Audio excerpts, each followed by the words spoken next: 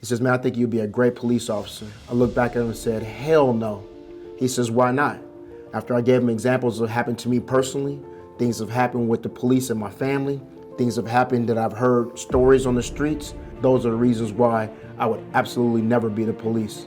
With no hesitation, he looked back and said, that's exactly why you should become the police. And more importantly, rise to a level where you can affect change. Give me the origin story. Every superhero has an origin story. And you've definitely been a superhero for Oakland with your life's work here, including ceasefire and all the other valuable things you've done. How did you become a cop and the man we know today? My superhero story is not an amazing story, but I grew up in Oakland just like any other young black man in there with a very contentious relationship with the police. I grew up in an underserved community, but was definitely not underloved. I had two parents in my household who loved me very much, made sure I went to private school, had the best of the best, and taught me that sacrifice isn't about going without. Sacrifices is just making sure that you had what you need. And I'm very, very grateful for both of them. I was going to Cal State Hayward.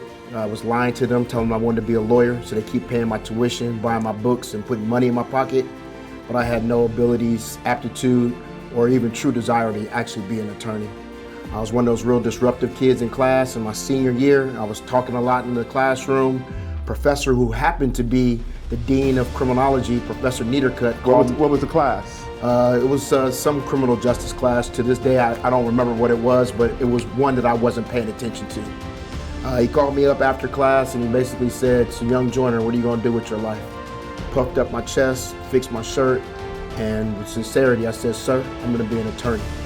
And he looked back at me, shook his head, says, no, for real, so what are you gonna do with your life? Thought to myself, you know what, I'm not really sure.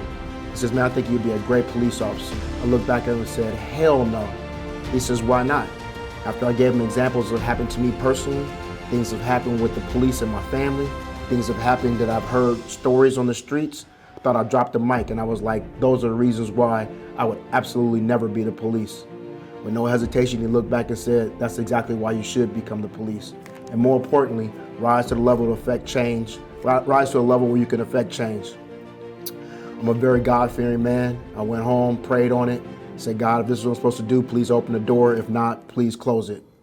June 18th, I was out of school. June 23rd, I was in the Oakland Police Department, 130th Police Academy. What year? This was in 1991.